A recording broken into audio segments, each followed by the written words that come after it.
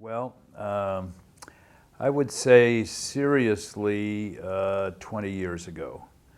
And I was thinking about this in as much as I've been asked to give the commencement address at the University of San Francisco this year to one of the schools, that I was going to mention in it that I think everybody should look at what they have in their disposable income and figure out how to make a gift to a cause and to try and double what they think is the amount they can give. Of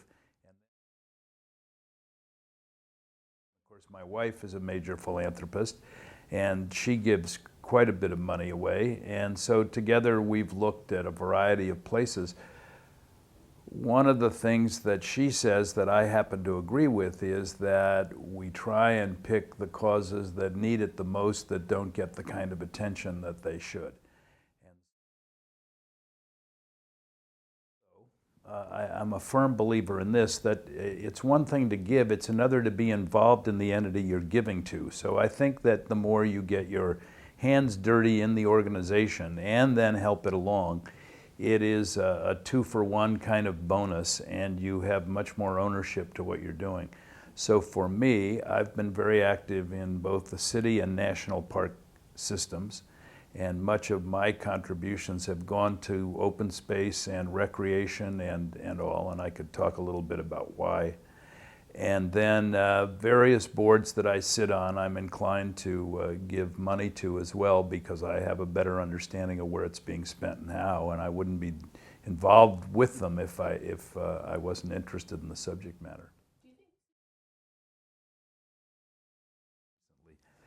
In 1957 and 1958, my dear mother, she bought a Volkswagen bus, converted it into a camper, and took her 4 children camping around the United States. The second trip, we literally went around the rim of the United States in 44 days, and we traveled 10,000 miles.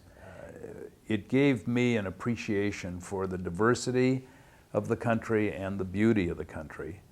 And I gravitated to working in those arenas in my spare time. I spent most of my life in either the public or private side of large-scale developments in urban areas, and so I was fortunate in that regard. So I think that, and as cities expand, and I'm a big believer that density is a good thing, because spreading out cities is environmentally not a good idea.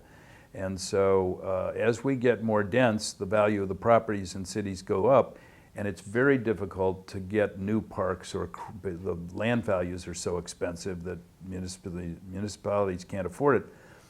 So parks become even more important, and in San Francisco's case, it's a town of 75% renters. They don't have backyards.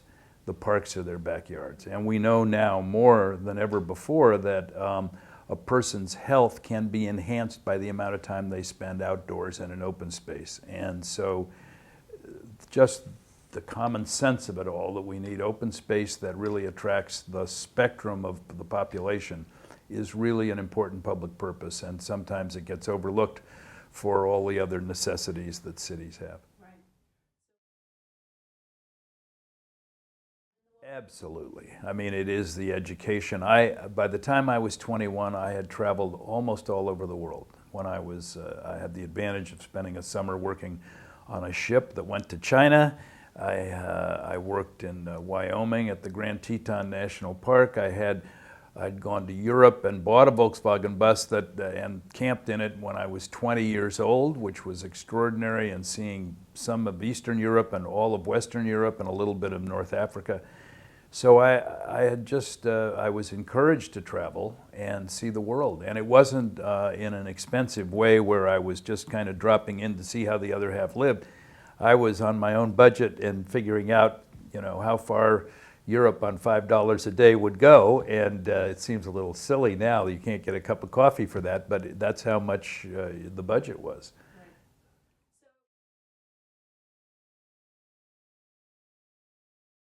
I think part of it's intuitive, that it matches where your instincts are of where something's needed, and then I think whether we're talking ourselves into it or not, we'd like to think that they're effective organizations. So if I get a request from an organization, I ask for a little due diligence from the staff and they may say, you know, this is the best place in this field if you're interested, or they'll say there's a couple of other organizations you should look at before you make a decision on this.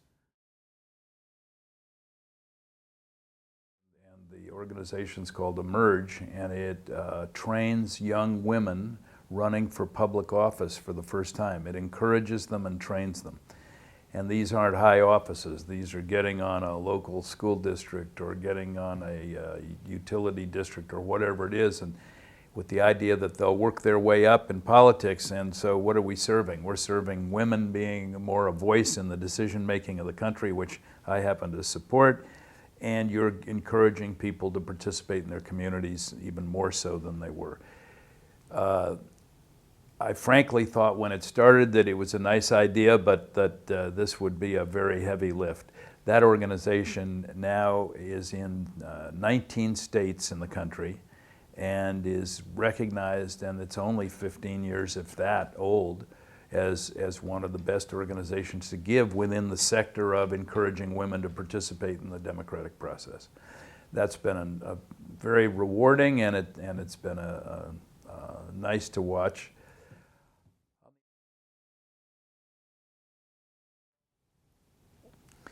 I don't know that I've ever framed it that I'm looking to get anything out of it, as much as you want to think you're making a difference in the world you want to see. And that's the question. The first thing that comes to mind for me is nuclear weapons and nuclear power. But again, it's the sense of what can I do in this world? How can I make a difference? And there are organizations, and they spread the word. Global warming is another. Population and family planning is another. Migration and immigration and all. I think trying to put things in perspective is perhaps the greatest challenge, because some of these things seem overwhelming, that there's no right answer to the question. Well, I'll give you an easy answer. I admire my wife. And why? Because she's absolutely devoted. She single-mindedly sees the world as something she wants to change for the better. So she's an inspiration.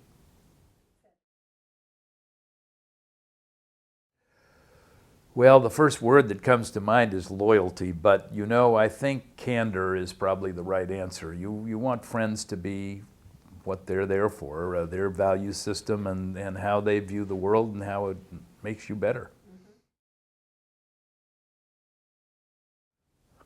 I would love to be an economist. Now, I don't think there's a high demand for economists, but if I could live my life over again, I would go to advanced programs at the London School of Economics, and then I'd find a way to simply tell the world what I thought about how it all fits together.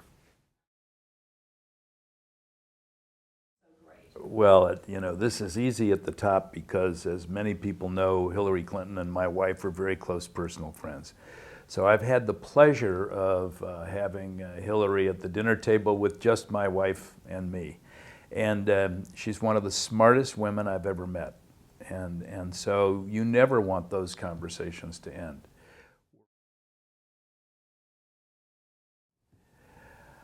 You know, I think looking back, even though we were Hillary fans in the race, I would love Barack Obama and Michelle to sit down and talk. I very much admire them both. So that would be a good conversation.